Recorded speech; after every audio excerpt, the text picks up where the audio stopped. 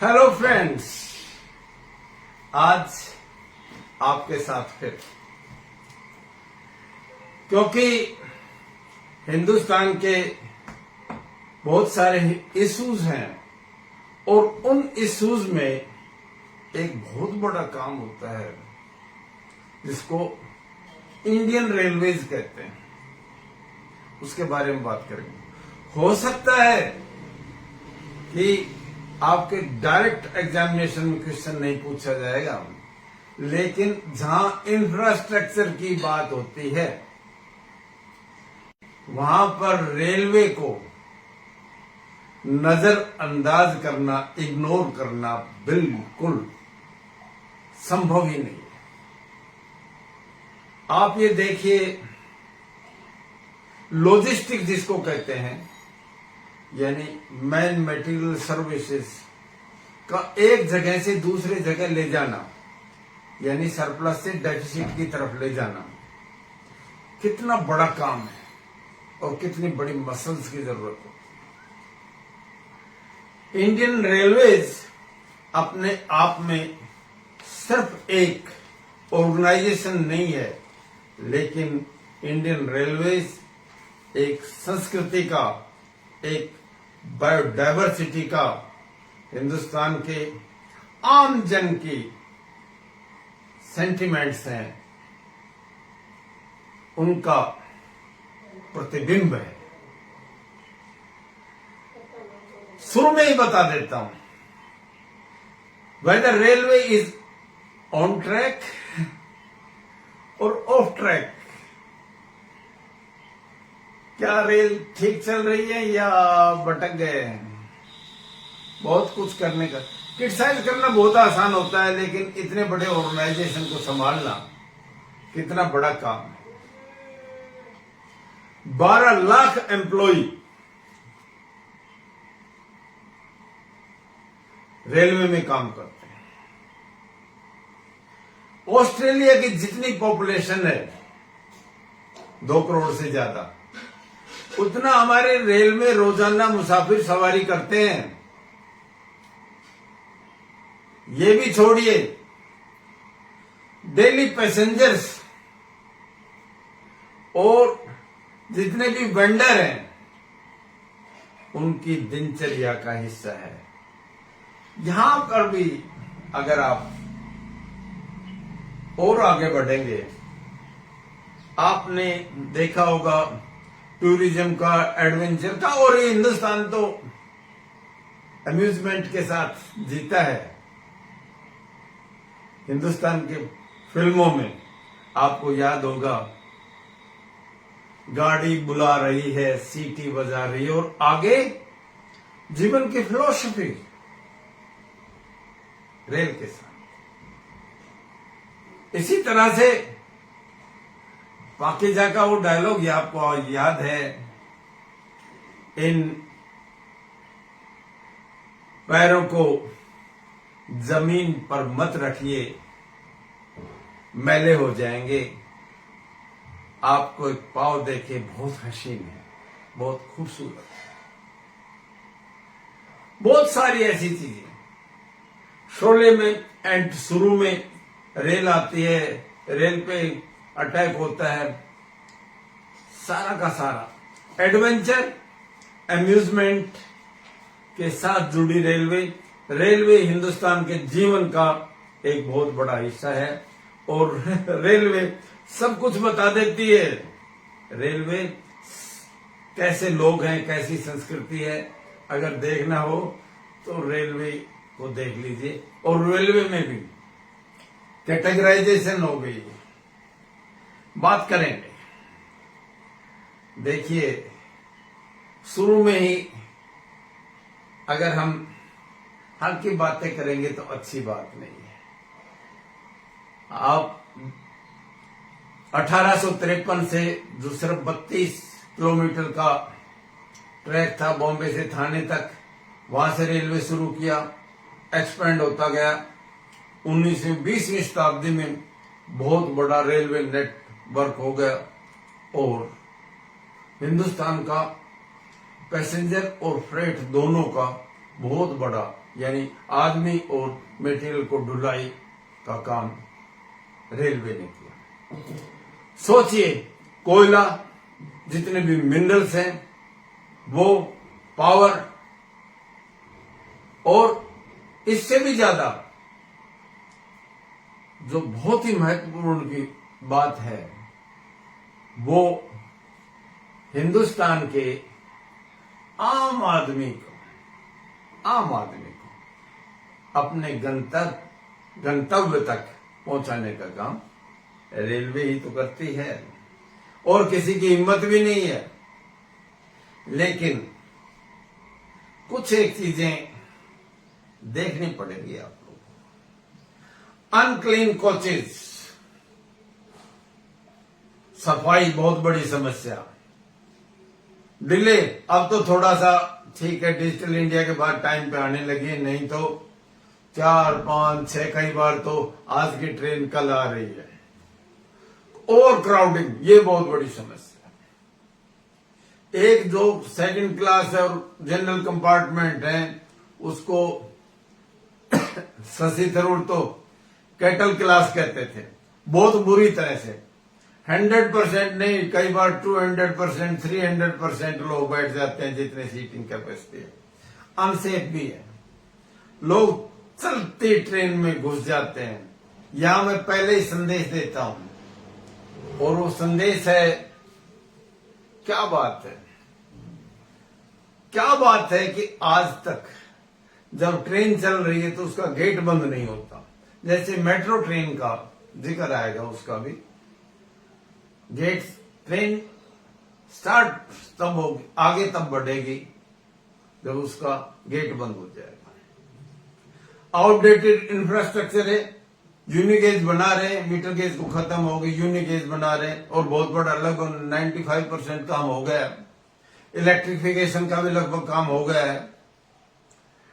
Track maintenance की एक बड़ी दिक्कत रहती है, कभी कभी डिरेलमेंट भी हो जाती है और आग भी लग जाती है, सेफ्टी मेजर्स भी। और एक बहुत बड़ी चीज है, मैंने पहले ही कहा था, रेलवेज को देख लो, हिंदुस्तान का मिरर नजर आ जाएगा। उसमें एक चीज ये भी है, ब्यूरोक्रेटिक करप्शन, जो नौकरशाही में भ्रष्टाचार है, रेलवे अछूता नहीं है। और सबसे बड़ी जो बात है, वो ओवर बर्डन है। कितना खींचे रेलवे, लेकिन फिर भी अब हम कुछ चीजें अच्छी करने लग गए हैं। वंदे भारत एक्सप्रेस आई है, इलेक्ट्रिफिकेशन हुआ है, स्टेशन अपग्रेड हो रहे हैं, अमृत स्टेशन है, उनका काम हो रहा है। लेकिन बहुत कुछ करने की जरूरत, बहुत स्पीड। हम कंपेयर करेंगे, देखो, चाइना जापान हमारे साथ लगते हुए देशों के साथ तो कंपेयर कर ही सकते हैं। रेलवे का इंफ्रास्ट्रक्चर चाइना का देख लीजिए आप, और हाई स्पीड और बुलेट ट्रेन का जाल चाइना। जिस तरह से हमारे एक्सप्रेस वे पे काम हुआ है, इसी तरह से हमको रेलवेज में भी काम करना पड़ेगा। यहां सिर्फ कारण अगर आप ढूंढेंगे, over their years and successive governments, सरकारें आई, सरकारें चली गई, सरकारें आई, सरकारें चली गई, लेकिन रेलवे का काम जितना सुधरना चाहिए था वैसा नहीं सुधरा। और इसका कारण क्या है? इन्वेस्टमेंट जितना होना चाहिए था उतना नहीं हो पाया। छोटी छोटी राजनीति होती है, अनइकोनॉमिक रूट्स के ऊपर चला दी जाती हैं, वोट बैंक की राजनीति होती है, रेल के लिए झगड़ा भी होता है। एक बार तो ममता दीदी और लालू यादव का पार्लियामेंट में हो गया था कि आप रेल मांग रही थी, वो कह रही थी नहीं मांग रहे थे, और लालू यादव ने ये कहा नहीं मांग रहे तो नहीं मिलेगी। यानी ये चीजें भी होती रही है। रेलवे ब्यूरोक्रेसी में red tape, lack of accountability और पुअर एग्जीक्यूशन का असर है। जैसे दो बड़े इंपॉर्टेंट काम हो रहे हैं, डेडिकेटेड फ्रेट कॉरिडोर में ईस्टर्न और वेस्टर्न, और लगभग 1-1 लाख करोड़ रुपए के ये 2 बड़े प्रोजेक्ट हैं। एल&टी के पास है, काम भी बहुत हो। 2010 से काम शुरू है, 2025 आ गया, 15 साल हो गए, अभी तक पूरा नहीं हो पाया। ये बहुत डिले हो जाता है, और ये बर्डन वेस्टर्न रेलवेज का बर्डन और ईस्टर्न का अगर फ्रेट कॉरिडोर पे आ जाता है तो दूसरा जो ट्रैक है उस फ्री हो जाएगा पैसेंजर के लिए। यहां छोटे छोटे टुकड़े, जैसे लोकल उदाहरण में जरूर देता हूं। रेवाड़ी से फुलेरा का एक छोटा सा ट्रैक है जिसको डबल गेट बनाना है। जब वो काम हो रहा था, पहले रेवाड़ी से नारनौल तक बनेगा, पहले काठुआस तक बना, बाद में स्टेजेस में आएगा, उसमें 100 साल लग जाते हैं। और बॉम्बे का ये ट्रैक है, ये पिछड़ा हुआ पड़ा हुआ है। इस पे साउथ की ट्रेन यहां से निकल सकती थी, वेस्ट की ट्रेन निकल सकती थी, लेकिन डिलेड प्रोजेक्ट्स। और एक बड़ी बात और है, रेलवे में जो अपॉइंटमेंट होते हैं खास तौर से डायरेक्टरेट लेवल पे, वो पॉलिटिकल है और उनके डिसीजन भी पॉलिटिकल हो जाते हैं। या प्रोफेशनलिज्म की जरूरत है, प्रोफेशनलिज्म की जरूरत है। अब बात आ जाती है 12 लाख अगर एम्प्लॉय हैं, देता हूं इंडियन रेलवेज में सारी अव्यवस्था नजर आ जाएगी। रेलवे स्टेशन पे कोई भी चले जाओ, चलती गाड़ी में चल जाओ, कितनी गंदगी फैलाओ, जो कचरादान है वो ओवरफ्लो करता रहता है, पानी की व्यवस्था नहीं है, जो चीजें आपको पता। क्या मेट्रो रेलवेज में जिसका जाल देश में फैल गया है, ये बहुत अच्छा एक्सपेरिमेंट है। 2005 के आसपास आ गई थी मेट्रो हिंदुस्तान में, दिल्ली में आई थी पहले, अब जाल हर महानगर में यही डिमांड है। और सफाई भी वहां, वॉशरूम भी ठीक है, लोग अनुशासन से भी रहते हैं। क्या कारण है? जैसी मेट्रो चल रही है वैसी इंडियन रेलवेज में आम ट्रेन चलनी चाहिए। आपके पास देश में मॉडल है, सुधार करने, उन्हीं को फॉलो कर ले। दिक्कत ट्रैक की, सिग्नल की और ट्रेसपासिंग की। अब एक अच्छा काम हुआ है, अंडरपास बन गए, ओवर ब्रिज बन गए, नहीं तो फाटक के ऊपर बहुत बड़े एक्सीडेंट होते थे। सिग्नलिंग ऑटोमेटिक नहीं थी, ट्रेन इसलिए लेट हो जाती थी। और एक बड़ा अच्छा काम किया है डिजिटल इंडिया का, ऑनलाइन आपको टिकट मिल जाती है, ऑनलाइन आपको फूड मिल जाता है, ऑनलाइन आप कंप्लेंट कर सकते हो। इस बात ने बहुत सुधार किया है रेलवे में। अब फिर वही बात आ जाती है कि over crowding is an asset. आपके पास पैसेंजर ज्यादा आते हैं तो ये तो एसेट हुआ, आपकी टिकट ज्यादा बिकेंगी। कंपार्टमेंट्स की संख्या क्यों नहीं बढ़ाते? आप कोचेज की संख्या क्यों नहीं बढ़ाते? ये जितने भी मेले होते हैं, सारा देश इस काम में लगा रहता है, सारे साल लगा रहता है। और सांस्कृतिक रूप से चलो जो ठीक भी है, कभी छठ का होता है, गणेश पूजन हो जाएगा, कावड़ लाने वाले होते हैं, कभी श्याम जी के जा रहे हैं, सारे देश में मेले। और उस समय और क्राउड होती है और छुट्टियां होती है, तो कोचेज और ट्रेन की संख्या बढ़ाओ। इन्वेस्टमेंट की तो जरूरत पड़ेगी ही पड़ेगी। अपनी प्राथमिकताओं को सुधारें। और बड़ा सीधी बात है, अगर एक्सप्रेस हाईवे इतनी स्पीड से बढ़ सकते हैं, build and operate, PP partnership, public private पर लोग पैसा लगाना चाहते हैं, ऑर्गेनाइजेशन को ठीक तो करके देखो। कमाना कौन नहीं चाहता, ऑर्गेनाइजेशन को करेक्ट करना पड़ेगा। 2800 किलोमीटर का western dedicated freight code, eastern dedicated freight code ये बना रहे, ये बड़ा अचीवमेंट है। कॉमर्शियल एस्पेक्ट इससे बहुत ठीक हुआ है, क्योंकि कमा के तो फ्रेट ही देता है ज्यादा, माल ढुलाई कमा के देती है, और इसकी टक्कर रोड्स के साथ है। पहले लगभग 60% फ्रेट रेल से माल ढुलाई होती थी लैंड का, अब reverse is the case, rail सिर्फ 20% मुश्किल से दे पाती है, बाकी सब रोड से है।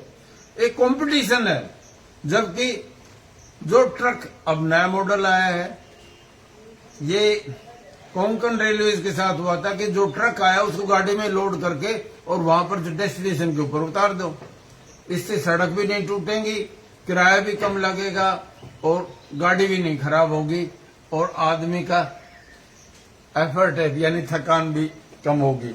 ये नए विचार के साथ आपको जुड़ना और जुड़ना ही पड़ेगा। वंदे भारत एक्सप्रेस एक अच्छी बात आई, कवच सिस्टम सेफ्टी का वो भी बहुत अच्छी बात है। ये नए मॉडल्स और इंडियन मॉडल हैं, ये अच्छी बात मानी जाएगी। जहां विकास की बात होती है, आधुनिकता की बात होती है, क्या हम वर्ल्ड स्टैंडर्ड पे रेलवे सिस्टम में कहीं टिकते हैं, ये बात तो देखनी पड़ेगी। 90% के आसपास हमारे ट्रैक इलेक्ट्रीफाई किए हैं और पहले भी मैं ये कह सका हूं, एक बड़ा काम किया है जिसको डिजिटलाइजेशन का है, ई टिकटिंग हो रही है, मोबाइल एप्लीकेशन नई जनरेट कर दी गई है, अपना रेल का नेटवर्क है, हमारा भी जो वाईफाई कनेक्शन है वो रेल नेट का है और बहुत अच्छी सेवा दे रहा है। ये कम्युनिकेशन में बहुत बड़ा काम है। आपको एक सूचना और यहां ऐड कर लेनी चाहिए, रेलवे इनलैंड से ले जाके पोर्ट्स के पास ले जाता है और हिंदुस्तान का 90 to 95% जो इंटरनेशनल ट्रेड है, जितना भी जो भी चीज हमारी आती है जाते, आयात और निर्यात, सारा ट्रेड का वो पोर्ट से है। क्योंकि हमारे चाइना की तरफ हमारा रास्ता खुला नहीं है, अफगानिस्तान की तरफ से नहीं है, पाकिस्तान की तरफ से नहीं है, श्रीलंका हम जा नहीं सकते लैंड से, कहीं से भी लैंड से हमारा यूरोप का, अफ्रीका का, एशिया का, सेंट्रल एशिया का रास्ता नहीं खुला हुआ है, इवन बर्मा की तरफ भी। इसलिए हमको पोर्ट्स और शिप के ऊपर डिपेंड करता है और वो थोड़ा सस्ता भी पड़ता है। इसलिए अंदर से पोर्ट्स तक सामान, आदमी, जो भी चीजें हैं, वो सब कुछ ले जाने के लिए रेलवे की जरूरत होती है। और इसलिए कहते हैं रेलवे वर्क्स एज आर्टरीज, जैसे ब्लड को वेन्स और आर्टरीज खून सप्लाई करती है और निकालती है, रेलवे वही काम करता है। सरप्लस स्टेट से फूड का ट्रांसपोर्ट, पंजाब हरियाणा से साउथ में गेहूं जाएगा, जहां राइस ज्यादा है वहां से राइस जाएगा, जहां कॉटन है वहां से कॉटन उठा ली जाएगी, जहां से मिनरल आयरन और कोल है वहां से, और फर्टिलाइजर का सारा काम रेल ही तो करती है। ये जिसको आप कहेंगे एक मल्टीपर्पज आपका सेवक है, सबसे बड़ा सेवक हिंदुस्तान का अगर है तो रेलवे है, और अच्छी सेवा देता है तो वी शुड पे ऑल्सो। यहां फिर वही बात है, टूरिज्म अगर देखें और एडवेंचर टूरिज्म, आपको थार डेजर्ट देखना हो, वेस्टर्न घाट्स देखना हो, केरला की सीनरी देखना हो, हिमालयाज देखना हो, आसाम की सीनरी देखनी हो, दार्जिलिंग की टॉय ट्रेन देखनी हो, तो रेलवे हमारे नजदीक रेवाड़ी में रेल का पुराने जो इंजन है वो रखे हुए हैं और अच्छा म्यूजियम बना है, कभी समय मिले तो उस म्यूजियम को जरूर विजिट करें। सो टूरिज्म में अब तो कुछ रिलीजियस प्लेसेस के लिए कुछ वैसे भी स्पेशल टूरिज्म ट्रेन्स भी कर देती हैं, वहां खाने का, ठहरने का और जो कनेक्टिंग ट्रांसपोर्ट है वो लेकर अच्छी सेवाएं देते हैं। वंदे भारत एक अच्छा एक्सपेरिमेंट है, लेकिन इससे भी अच्छी देखो चाइना 500-600 किलोमीटर पर आवर की स्पीड से जो ट्रेन चलता है, पड़ोस में कुछ हो रहा है तो वो दिखाई देता है और थोड़ा मन को और जी को थोड़ी जलन भी हो सकती है।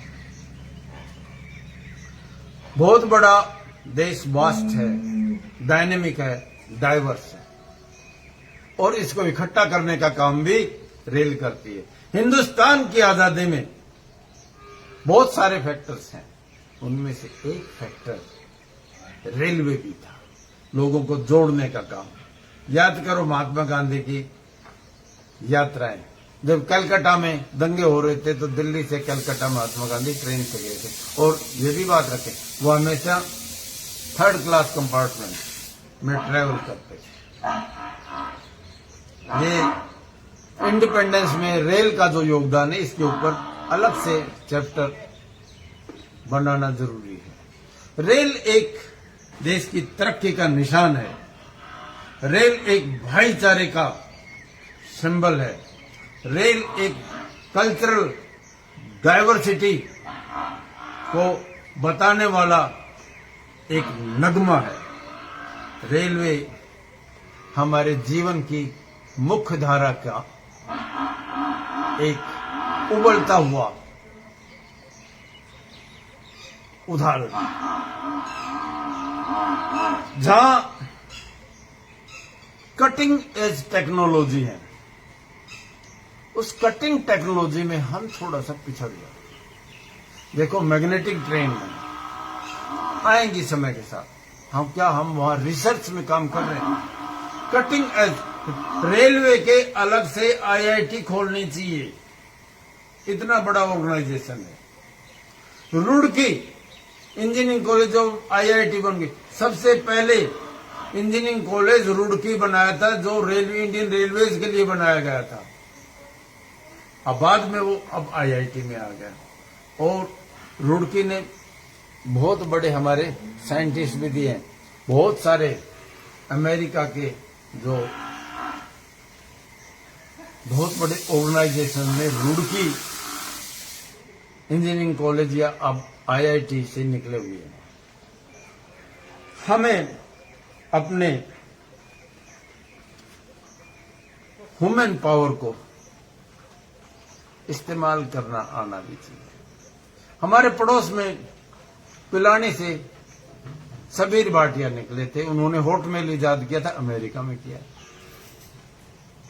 ये जो नाम बार बार लेते रहते हैं, बहुत सारे सीईओ माइक्रोसॉफ्ट में, फेसबुक में, गूगल में, इनमें लगे हुए हैं, या नासा में, उनमें बड़ी संख्या हिंदुस्तानी की है। उनको हिंदुस्तान की तरफ भी देखना चाहिए। बार बार यही बात आती है, हमको लुक फॉरवर्ड, आगे की तरफ देखने की आदत डालनी पड़ेगी। थोड़े से संतुष्ट मत हो। और रूल ऑफ द लॉ को माने, टिकटलेस ट्रेवल अपराध है तो अपराध है, ट्रेन में चोरियां होती हैं अपराध है तो अपराध है, ये रोकना होगा। ट्रेन जब चलती है तो उसका गेट बंद होना चाहिए। और क्राउडिंग है तो आप लोगों को कोच ज्यादा बढ़ाने पड़ेंगे। साफ सुथरे ऐसे रेलवे स्टेशन बनाने होंगे चमचमाते हुए, जो टूरिस्ट प्लेस की तरह से काम करें। और जो बात बार पहले भी कह चुका, over crowding is an asset. आदमी ज्यादा ट्रेवल करते हैं तो ये एसेट है, आप टिकट बेचिए उनको। और यहीं इसी स्थान पर एक जरूर मैं कहना चाहूंगा, जो आप लोग बहुत बड़े बड़ी चीजें, बड़े बड़े आप समारोह, मेले और तमाशे पैदा करते हो, तो वहां बड़ी टिकट जरूर लगाते हैं। आप स्पेशल टिकट लगाए ताकि जिस पॉइंट के ऊपर जाते हैं उसको विकास किया जा सकता है। पे फॉर द सर्विसेज, ये हर जगह फ्री ये जो आदत डाली हुई है, ये सुधार नहीं होगी। फिर वही बात कह रहा हूं, समस्या है अनक्लीन, गंदगी एक समस्या है, delays, over crowding, unsafe, outdated infrastructure, track maintenance की फेल्योर, डिरेलमेंट कुछ हो जाते हैं, करप्शन और बर्डन जो रेलवे इंफ्रास्ट्रक्चर है, इसको एड्रेस करना ही पड़ेगा। फिर आखिर में बहुत हो रही हैं चीजें, लेकिन थोड़ा स्पीड से देखो। 18 लाख करोड़ रुपए अगर कॉरपोरेट का माफ किया जा सकता है, तो रेल के बजट को जैसे छोटा सा 25,000 करोड़ रुपए लगाया अमृत रेलवे स्टेशन पे, और स्टेशन बदल रहे हैं, तो इन्वेस्टमेंट रेलवे के लिए अलग से करना पड़ेगा। तुम जिस लम्हों में जिंदा हो, वो लम्हा तुमसे जिंदा है। तुम जिस लम्हों में जिंदा हो, वो लम्हा तुमसे जिंदा है, यानी आज की बात है।